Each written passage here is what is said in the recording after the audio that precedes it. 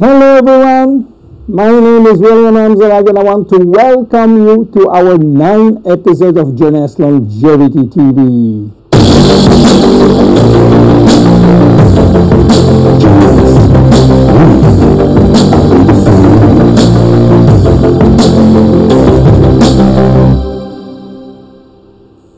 Obesity, or should I say globesity. Today, obesity is a worldwide epidemic disease.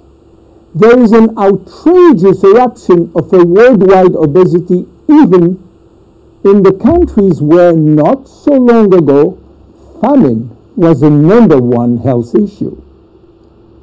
The fatness of the world is changing rapidly, and this is very disturbing because it's going out of proportion and nobody can get any control of this new epidemic. Many children become obese and then become obese adults. The diseases associated with obesity, such as heart disease, cancer, and especially diabetes, will explode.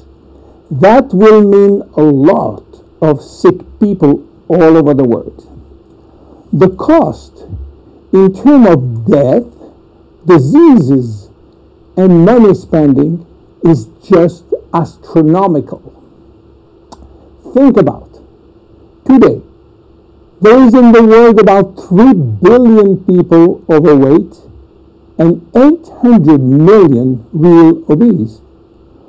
The cost of obesity in the United States is about 150 billion per year, which is 10% of the total US medical cost. So, what is the difference between overweight and obese? Overweight means that you gain only a few kilos above standard, from 1 to 15 kilos for adults. Above this threshold, you're considered as obese. If you wish to get more detailed information, then you have to calculate your BMI, which means your body mass index, by using the following formula: your weight in kilo divided by your height in square meters. If your BMI shows score under 18.5 per square meter, it means that you need to gain weight. You are underweight. If it is between 18.5 and 25, you are in normal standard. Between 25 and 30, you are overweight, and above 30, you are qualified for obesity. Note that BMI is a standard tool which do not apply in extremes like very tall people or very small people, and also should be adapted to children. Why people become obese? It is very simple in theory, but become more complicated when we reach fat metabolism.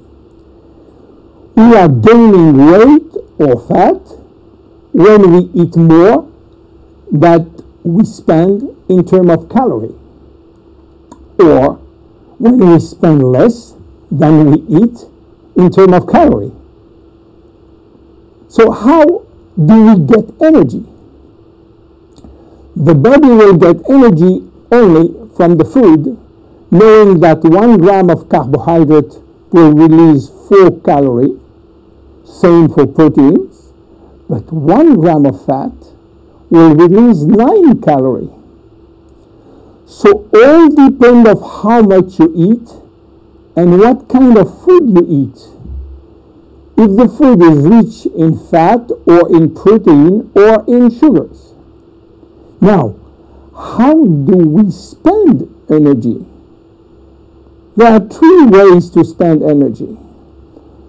The first one is what we call basal metabolism, which is the necessary energy required to get our body working and all our million of chemical reaction working and working properly.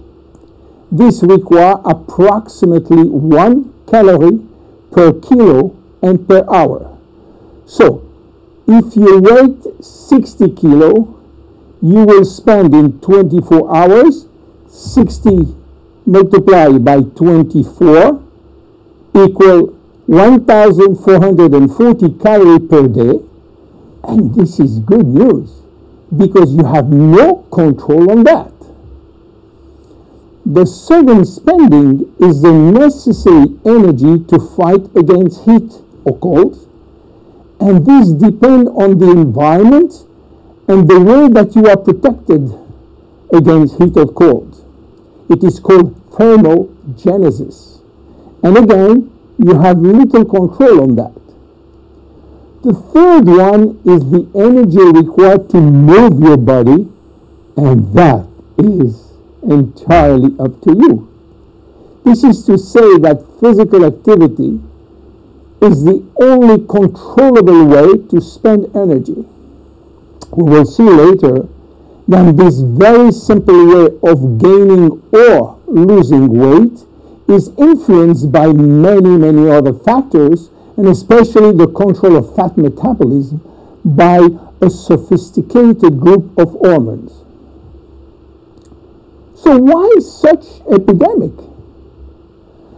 To understand, we have to go back 20,000 years ago. As surprising that it can be, our genes have not changed for the last 20,000 years. At this time, life for humans was quite difficult.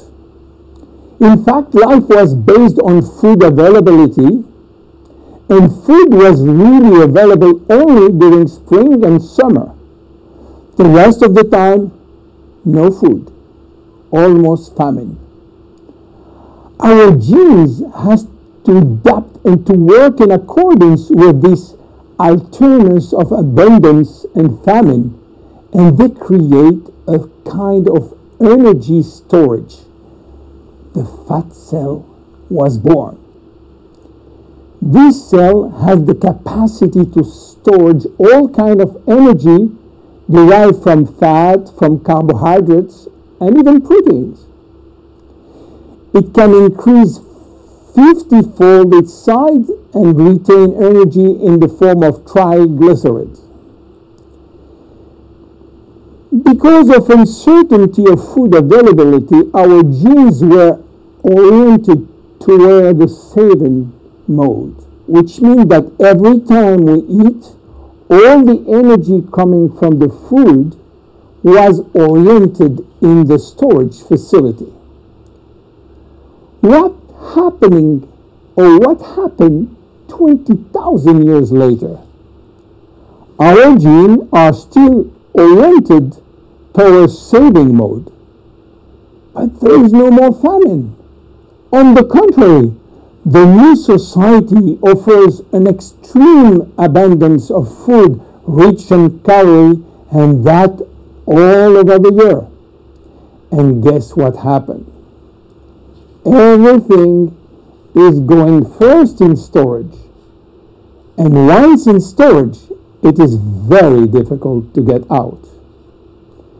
You understand now why it is very difficult today not to gain weight or fat.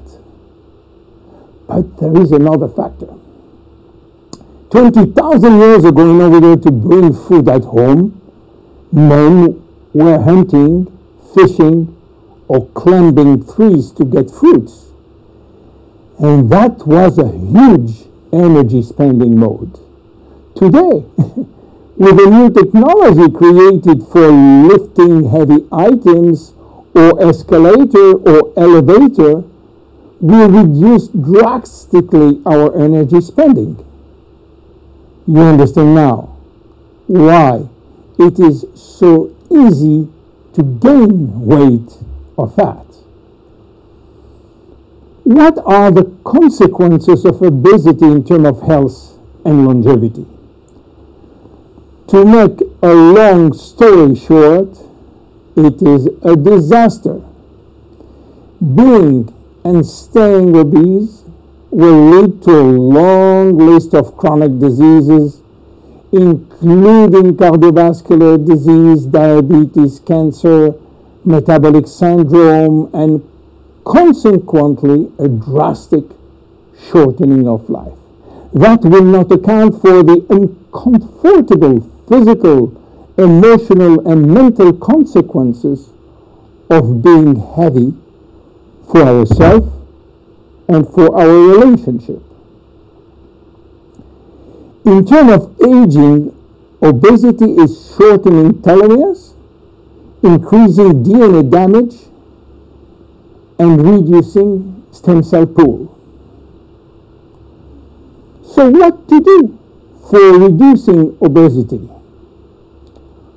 Obviously, it is quite difficult considering the worldwide effort of the medical community with so small results. Health authorities are repeatedly organizing campaigns to inform people about the consequences of eating too much sugar or fat or the lack of exercise. But the food industry until now do not help and still putting on the market food rich in bad sugar and bad fat.